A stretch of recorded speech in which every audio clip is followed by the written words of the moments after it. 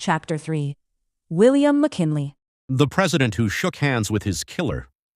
By the beginning of the 20th century, the United States was becoming a global power. Factories were expanding, cities were growing, new technologies were changing everyday life. America seemed to be entering a bright new era, and leading the nation through that transformation was President William McKinley. Unlike Abraham Lincoln or James Garfield, McKinley entered office during a period of relative prosperity. He was calm, respected, and popular with much of the public. Under his leadership, the American economy strengthened, and the country's influence around the world expanded. Many Americans believed the future had never looked more promising, but hidden beneath that optimism was a growing wave of political anger. Around the world, radical political movements were gaining followers.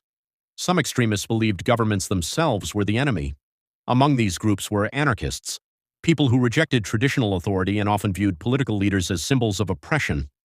One young man became consumed by those ideas. His name was Leon Czolgosz. Born into a working-class immigrant family, Czolgosz spent much of his life feeling isolated and frustrated. He struggled to fit in, he distrusted powerful institutions, and over time he became increasingly attracted to radical political beliefs.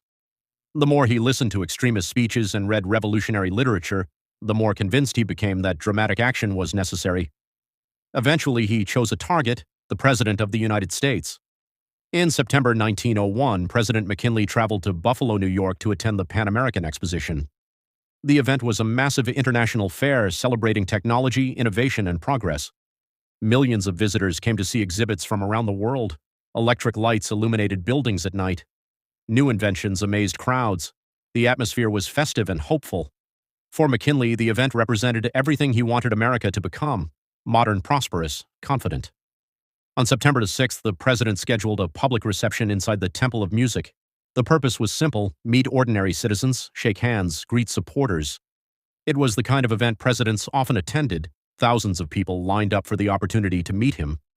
Security was present, but by modern standards, it was extremely limited. People passed directly in front of the president one by one.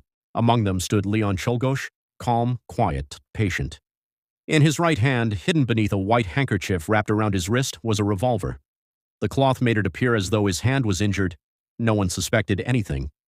As the line moved forward, Czolgosz came closer, one step at a time. The president smiled and greeted visitors. Then suddenly, Czolgosz stood directly in front of him. McKinley extended his hand, a gesture of kindness, a gesture of trust. In an instant, 2 shots rang out.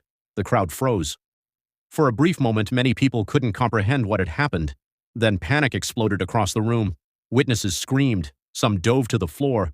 Others rushed toward the assassin. The president staggered backward. One bullet had struck him in the chest. Another entered his abdomen. Chaos consumed the Temple of Music. Within seconds, furious spectators tackled Czolgosz. Many tried to beat him on the spot. Some wanted revenge immediately. But according to several accounts, McKinley himself urged people not to harm his attacker. Even after being shot, he reportedly told those around him to remain calm. The wounded president was rushed to medical treatment. Across America, newspapers spread the shocking news. Another president had been attacked. For many Americans, painful memories of Lincoln and Garfield immediately returned.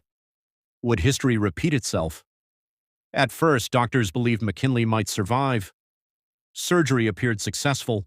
The president remained alive. Newspapers published encouraging reports. Day after day, updates suggested improvement. The nation slowly became hopeful. Perhaps this time the president would recover, but beneath the surface, a deadly problem was developing: infection. The bullet wounds had caused severe internal damage. Medical technology was still limited compared to modern standards. Although doctors worked tirelessly, they could not stop the complications that followed. For several days, McKinley's condition seemed stable. Then suddenly it began to worsen. The infection spread. His organs started to fail. Hope quickly turned into fear.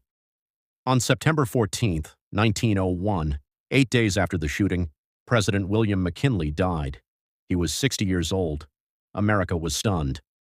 For the third time in just 36 years, a sitting president had been assassinated. The nation entered mourning once again. Churches held memorial services. Flags flew at half-staff. Newspapers published emotional tributes. Many Americans began asking a disturbing question: how could this keep happening?